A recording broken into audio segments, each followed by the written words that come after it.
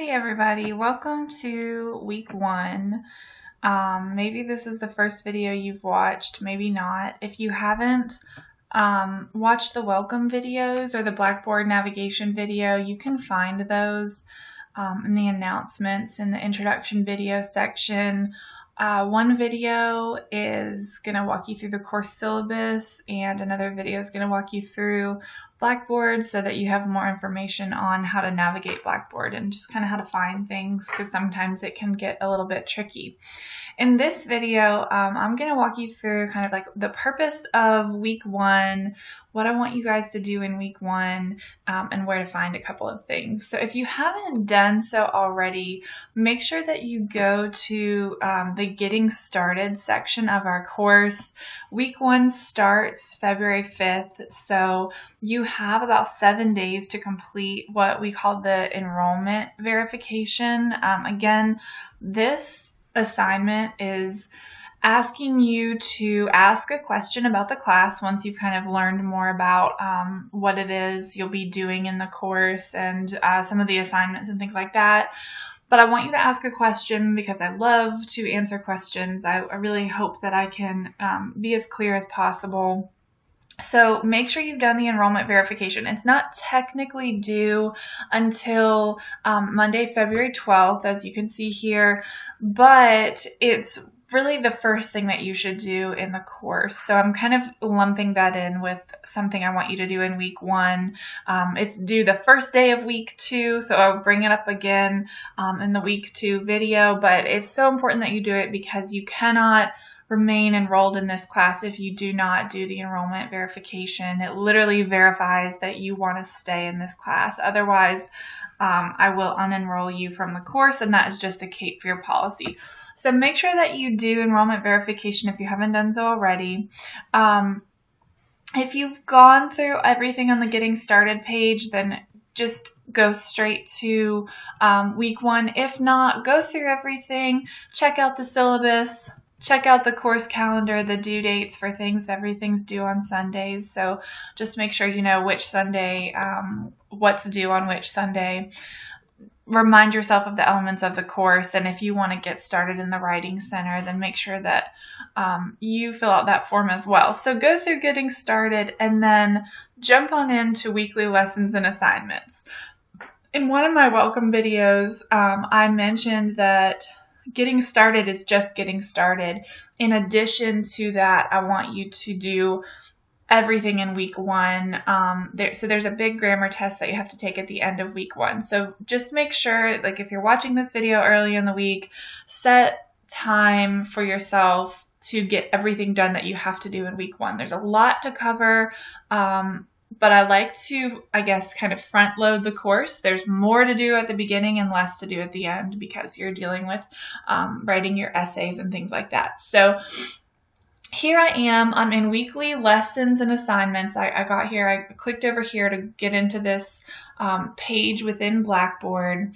And like I said before, do your enrollment verification. I'm going to scroll past this. And I'm going to go down to week one grammar boot camp because that's really what you're focusing on this week.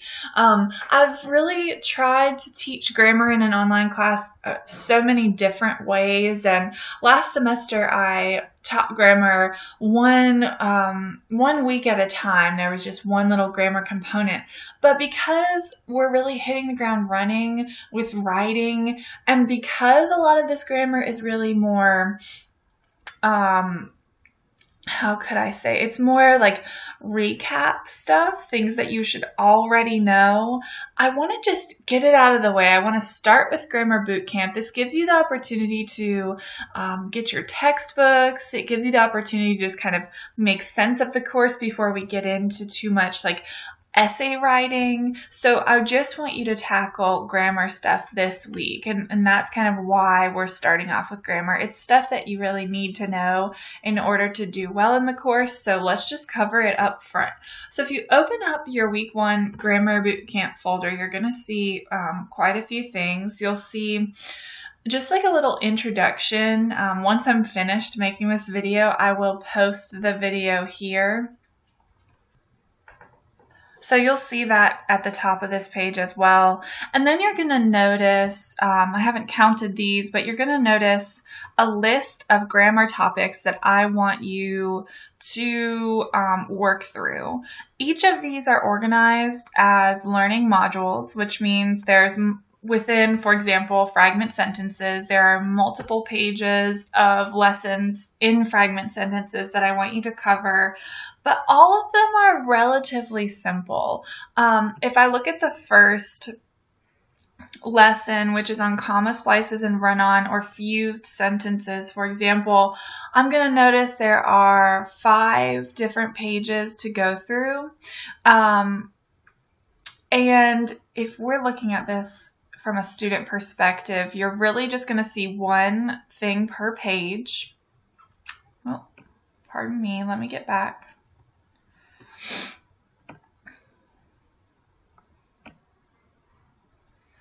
Okay, so you're going to see one thing per page, and the first thing, I like my toolbar up here, the first thing is to read about comma splices, and so I'm telling you to check out a couple pages in your Prentice Hall reference guide. With all of the lessons, I'm almost always going to start off by saying, read something in your textbook. It's usually just a couple of pages. It's not that much, but make sure that you've got your book with you. If you don't have your book yet, that's okay. There's more information for you to learn within each of the lessons. And of course, if you're like, okay, I don't have my book, there's not that much information, but I don't feel very confident about how much I know about this grammar topic, you can do a couple of things. You can always Google it for more information, or you can email me, and I would be happy to provide you with like activities or just a general discussion of that grammar topic. I can explain more. I feel like I don't really understand this. Just let me know, and I'd be happy to give you more information. So I'm always going to start each of the grammar lessons with something to read in your textbook, assuming that there's a page that correlates, which I believe for every single one that there is. And then if I've found a helpful video, I'm going to give you a video as well to watch. So in here, I've got a video on run-ons and comma splices. It's 4 minutes. I try to pick really short videos. I know you guys don't have a lot of time. I always tell you how long the video is before you actually open it, because let's say, you're sitting in the waiting room at a doctor's office and you're like, oh, I have 3 minutes. I'm going to watch this video. At least you know you can get the whole video watched within the time that you have. Additionally, in most of the lessons on grammar, I have, as you'll see here, a practice activity. What I will do is usually tell you to go to a certain page in your textbook. There's a practice activity in your textbook that I want you to work with. Your textbook doesn't actually put the answers in there, so I will then on the next page give you some answers or suggested answers, because sometimes there could be a number of different correct answers for the practices. What I want you to know with the practice and answers is that you don't have to turn anything in. You never have to email me or submit anywhere on Blackboard your answers to the practice. This is just for you to make sure that you know what you're doing, and that's why I put the answers up on Blackboard as well. Another way that you can kind of confirm that you understand is by going and doing the extra practice. It's going to take you to a Norton Wright website. Now, again, this is extra practice. So let's say you're in Blackboard and it opened a new window, so I'm just going to toggle back to this other window. Let's say you're in Blackboard and you know this is comma splices and run-on sentences, and you've got it. You've nailed comma splices. You know what a run-on is. You don't really worry about that in your own writing. Then you don't have to do the extra practice. It's just extra practice. But let's say you're like, I really struggle with run-on sentences, so I am going to spend some time and just make sure that I'm confident with avoiding those as a grammar error. You can go into this site and I tell you which practices that will be helpful for you, like what they're titled. So here it says, once you click the link, you can click on comma splices and fused sentences and editing comma splices and fused sentences. So then I'd go here and I would find comma splices and fused sentences and editing comma splices and fused sentences. If you do the extra practice, you have a choice. Like, do you want to try 10 questions or do you want to try 5? For the sake of this video, let's just do 5. Read through the questions, select the right answer. I'm just going to go through this because I want to show you. It told me I'm wrong, I guessed incorrectly. So I'm just guessing on these, y'all, because I want to show you what you get to at the end of this. Ooh, I guessed right. I'm not very good at guessing. So at the end of this extra practice, you get the opportunity to email your quiz or whatever you want to call it, your extra practice grade to yourself or to me. I do not need you to email this to me. So if you want to email it to yourself, that's great. But you're not going to get any credit for doing this, or you're not going to lose any credit if you don't do this or anything like that. Now, with that being said, please do it if it will help you. Definitely make sure that you're working on these, but you don't actually have to email proof that you did this assignment. Again, a lot of the stuff in Blackboard is like self-learning, so it's up to you to do the work. And I'm not always going to be like, you have to do this, you have to email it to me. You decide what you need to learn, and if you don't need to learn this because you already know it, that's awesome. So again, when you get to the end, don't worry about doing anything with the form. You can just close it out, or you can go back and practice again, whatever.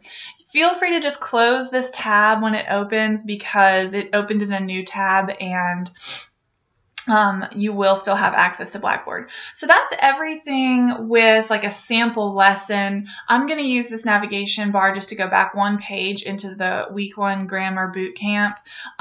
Once you've gone through all of these lessons, then you can take your grammar test. Now, you don't have to go through every single lesson in here. I know there's a lot. If, for example, you are like a transition lover. You love transitions and you know everything there is to know about transitions. That's perfectly fine. You can skip that lesson as long as you're confident that you know. And maybe you just want to pop into transitions and see like, well, what is it that she's telling me about? Okay, she gives me a chart. She gives me some practice. Yeah, I'm good. I've got this. I'm ready. So you can skip some of these grammar lessons if they are topics that you feel you're really solid on. And then just go down into your grammar test. So with your grammar test, once you select the test, you'll see some information. You have an hour to take your grammar test. You can save and come back to it if you want, but the timer is still going to run. So that means that if it's like 2 o'clock on Monday and you're like, yes, I love grammar. I'm ready to take this test. I know it's Monday. I don't care. Then take the test at 2 o'clock, but you only have an hour to complete that test. Even if you stop the test at 2:30, the timer is still going to keep going. So you have until 3 o'clock to finish that test, or else it's going to send me your answers right away. So just know that you really need to kind of block out time for you to complete the grammar test. You can't just save it and come back to it 2 days later or something like that. You do have 2 attempts, so you can take the test twice. So if you take it once and you do poorly on it, you're like, wow, I really need to study transitions. I thought I knew transitions, but I guess I don't. Then go back, study the questions that you struggled with the most, and take the test again. You have until February 11th, so that's Sunday at 11:59 p.m. to complete this test up to, the 2 attempts, that however many you want to use. And once that time is gone, you can still take the test, but it will be minus 4 points per day late. So let's say you take it on Tuesday, February 13th. Remember, from the syllabus, you get an automatic extension for 24 hours. So Monday is kind of like a freebie day. You take it on Monday, whatever, no big deal. You're not going to get any late points. But if you take it on Tuesday, February 13th, then you will have -4 points, whether you take it in like the first thing when you wake up on Tuesday, or whether it's almost 11:59 p.m. on Tuesday. Doesn't matter, -4 points. So once you kind of know all that, you can begin the test, and the test is just going to look like one question at a time. You'll read whatever the question is asking you to do. Sometimes it's multiple choice. This just happens to be the one that popped up first. Sometimes it's, write an answer in the space provided. You can use the toolbar up here to see which questions you've completed. Like this is question 1, so I haven't completed any, but if I type my answer in here, I save my answer, and then I move on to the next question, you'll see the toolbar says that I've completed question 1. And now I'm on to question 2. And I can, again, so like the questions are different. This one's multiple choice, so I can decide, okay, I'm just going to guess. I don't know. I'm not even reading the question. Save my answer. You'll see that the answer has been saved, and you can move on. I believe you can even select questions to toggle to. Like if you get to question 50 and you realize, oh my gosh, I didn't do question 14, then you can jump to question 14 and go ahead and answer that question. Once you're finished, I'm going to try to go to question 15 or 50. Yes, once you're finished and you've made sure that you've done all your questions, you've however long it's taken you to complete those 50 questions. I'm going to move myself out of the way.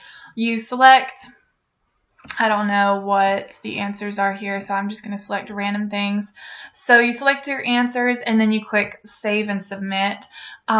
It's telling me that I missed all these, like I didn't do these questions, so maybe your web browser, depending on what you use, might do the same, which can be helpful because you can say cancel, let me go in and complete the quiz.